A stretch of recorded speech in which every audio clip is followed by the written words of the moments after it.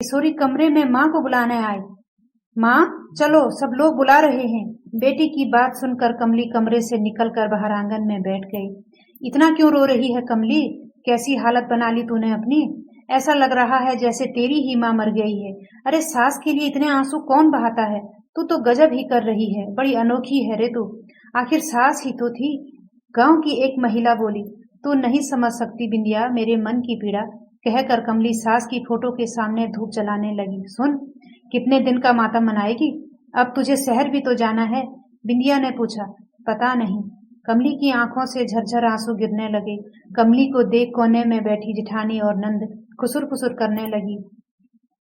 ये कमली तो ऐसे रो रही है जैसे हमारी तो वो कुछ भी न थी। ये महारानी पूरे गांव के सामने बेचारी बन रही है। जिठानी की आवाज उसके कानों में गूंज रही थी। सच कह रही हो भाभी, मेरी भी तो माँ थी। इतने दिन से बीमार थी और तकलीफ में थी। अच्छा हुआ मुक्ति मिल गई। नंद जिठानी के सुर में सुर मिलाते हुए बोली। कमली रोते हुए ये सब सुनकर वहां से अपने कमरे में चली गई। मत रो कमली, ये लोग कभी हमारे रिश्ते को नहीं समझेंगे। तू इनकी बातें सुनकर आंसू ना बहा। कमली को ऐसा लगा जैसे सासू माँ उसे समझाते हुए कह रही हो। तुमने मुझे फिर अनाथ कर दिया ना माँ।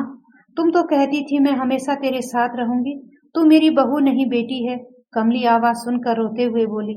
न जाती तो कब तक तुझ पर बोझ बनकर रहती। बीमारी ही ऐसी थी, कैंसर से भला कोई कब तक लड़ सकता है। तूने कोशिश की थी ना मुझे बचाने की, पर होनी को कौन टाल सकता है बेटा। तू उदास मत हो, एक ना एक दिन सबको जाना ही है। न तेरे आंसू झूठे हैं और ना ही तेरा प्यार। कमली को ऐसा लग रहा था कि सासू माँ उसे समझा रही है। धीरे धीरे कमली अपने अतीत में पहुंच गई। माँ बाप बचपन में ही गुजर गए थे। मामा मामी ने पाला था। बिना माँ बाप की बच्ची कमली। मासूमियत और सरल स्वभाव को एक बार देखते ही उसकी सास कल्याणी जी ने पसंद कर बहू बनाने का फैसला कर लिया था। बेटा मुंबई में नौकरी करता था, उसे माँ की पसंद पर कोई ऐतराज नहीं था। ससुराल आकर कमली हर समय डरी सहमी सी रहती। उसे हर वक्त डर लगा रहता। जिन मामा मामी के पास रहकर उसने अब तक जिल्लत भरी जिंदगी जी, उनके ताने सुनकर वो बड़ी हुई। जिंदगी कैसी होती है उसने देखा ही न था। कल्याणी जी की बड़ी बहू भी कुछ कम न थी। कल्याणी जी को बहू के तीखे तेवर का पता था। उन्हें भी लगता था कि कहीं बिन माँ की बच्ची को बड़ी बहू परेशान न करने लगे, इसीलिए वो हमेशा उसका साया बनकर रहती। वो कमली का भोलापन देखकर बहू बना लाई, और सच में वो बहुत ही भोली थी। कल्याणी जी की बेटी को अमीर घर ही पसंद था। माँ की बीमारी देख वो माँ के पास कम ही आती। कमली ब्याह के बाद बेटे के साथ मुंबई चली गई। कल्याणी जी अब बीमार रहने लगी, तबीयत ज्यादा बिगड़ने लगी तो जेठ जिठानी ने कमली के साथ भेज दिया।